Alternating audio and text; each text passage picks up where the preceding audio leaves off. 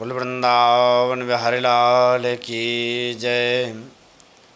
पुरुषोत्तम पावन पुनीत भगवान विष्णु का ये महीना है और इस महीने में प्रत्येक मनुष्य जीवधारियों को सत्संग करना चाहिए। और सत्संग कैसे कैसे व्यक्ति के जीवन में परिवर्तन ला देता है। जैसे एक बड़ा डाकू निकला जिसको गोवर्धन डकैत कहते थे। वो डकैती करके एक सत्संग कथा में डर के मारे बैठ गया कि कोई हमें पकड़ ना ले, तो कथा में बैठा रहा। लेकिन जितने समय बैठा तो अपने कान को बंद कर लिया कि कहीं हमारे ऊपर इस सत्संग का प्रभाव ना पड़ जाए, हमारा जीवन बदल ना जाए, क्योंकि ये सत्संग का प्रभाव पड़ गया तो चोरी करना हम बंद कर देंगे और हमारे पुश्तैनी परंपरा है चोरी करना।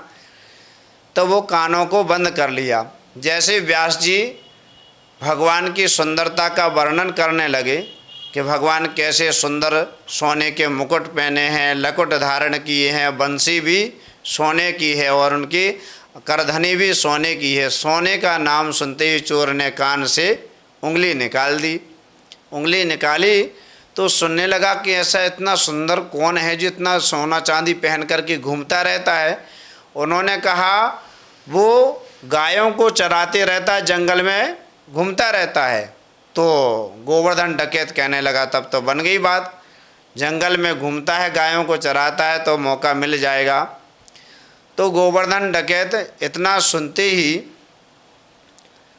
कथा का विराम हुआ, व्यास जी के पास में पहुंच गया। बोले महाराज बताओ, जिसके बारे में बता रहे थे वो मोर मुकुट वाला, वो कहाँ रहता है, हमें उससे मिलना है। बोले क्या काम है? बोले हम हैं चोर, हमें उसके घर पे जाके डकैती डालना है। व्यास जी समझ गए कि इसके ऊपर सत्संग का प्रभाव पड़ गया। अरे बोले वो यहाँ थोड़ी रहता है, वो तो श्री धाम वृंदावन में निवास करता है और वो ऐसे थोड़ी मिलता है, वो तो बहुत प्रयत्न करना पड़ता तब मिलता है और तुम इतने साधारण से नहीं मिल पाओगे, ना ही तुम इतने साधारण से उनके घर चोरी कर पाओगे। अरे बोले महाराज हम बड़े डकैत हैं, अच्छे अच्छे राजघरानों में हमने डकैती डाल दी तो वो क्या लगते हैं हमारे सामने। तो बोले हम चोरी करने ज़रूर जाएंगे और चुरा करके ज़रूर लाएंगे। व्यास जी कहने लगे भैया तुम जा रहे हो ठीक है, बाकी तुम इतने साधारण मत समझो, उनके सामने अच्छे अच्छे ब्रह्मा आदि देवता भी डर के मारे भाग जाते, तुम साधारण चोर क्या करोगे। अरे बोले महाराज हमें जाने तो दो, मेरी भी प्रतिज्ञा है जब तक हमने उसकी चोरी ना कर ली तब तक मैं जल ग्रहण नहीं करूँगा। अब तो व्यास जी कहने लगे भाई संकल्प सिद्ध चोर है। तो जैसे ही वो चोरी करने के लिए वृंदावन के उन गोथियों में जंगल में पहुंचा तो जो लोग बाग ग्वाल वाल गाय चराते थे उनसे पूछने लगा वो गोवर्धन डकैत, क्यों भाई वो कहाँ मिलते हैं जो सोना चांदी के मुकुट पहने लकुट पहने और उनका नाम, बोले नाम श्याम सुंदर है।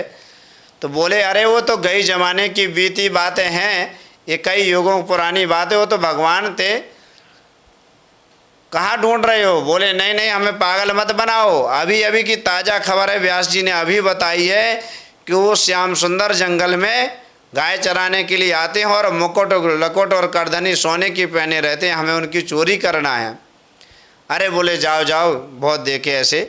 तो ऐसे घूमते घामते पहुंचा जंगल में, उसको कहीं नहीं दिखाई दिए तो हे श्याम सुंदर हे श्याम सुंदर करुण करके रुद्रो सुस्वरम राधन कृष्ण दर्शन लालसा, जिसको कृष्ण दर्शन की लालसा लग जाती है तो भगवान भी आज और बोले कि भाई ये भक्त चोरी करने के लिए आ रहा है तो क्यों ना हम और सुंदर आभूषण पहन लें। भगवान ने उस दिन और आभूषण पहने और भगोस गोवर्धन डकैत के सामने आ गए। गोवर्धन डकैत के सामने आए तो उनसे पूछने लगे भाई तुम कौन हो। बोले हम डकैत हैं, निकालो ये सोना चांदी जितना तुम्हारे पास में है सब निकालो। भगवान कहने लगे तेरे बाप का है क्या। बोले हाँ। अरे तुम जानते नहीं हो मेरा नाम क्या है। बोले गोवर्धन डकैत है, अच्छे अच्छे आके डकैती डाल दी है, तुम क्या लगते हो। भगवान कहने लगे तेरा नाम गोवर्धन डकैत है तो हमारा नाम गोवर्धन धारी है, हमने गोवर्धन को उठाया है। अच्छी धमकी देने लगा। तो उसने सोचा कि देखो ये धमकी से तो डरने वाला नहीं है। व्यास जी ने ये कहा था यदि वो ना डरे तो माखन मिश्री ले जाना।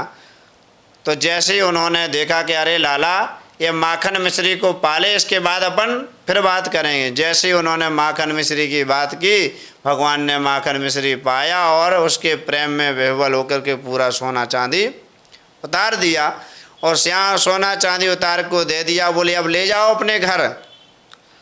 जैसे ही उसने इतना कहा, भगवान ने इतना कहा कि भगवान चतुर्भुजधारी प्रकट हो गए और उसको देख करके वो गोवर्धन डकैत अपने आप को कहने लगा कि महाराज आज क्या पता था मुझे, इस सत्संग के प्रभाव से, सत्संग में वास्तव में मेरी ये निष्ठा हुई कि साक्षात आपने मेरे को दर्शन दे दिए। तो बिन सत्संग विवेक न होई, और बिना सत्संग के भवसागर से व्यक्ति पार हो ही नहीं सकता है। बोले वृंदावन बिहारी लाल की जय।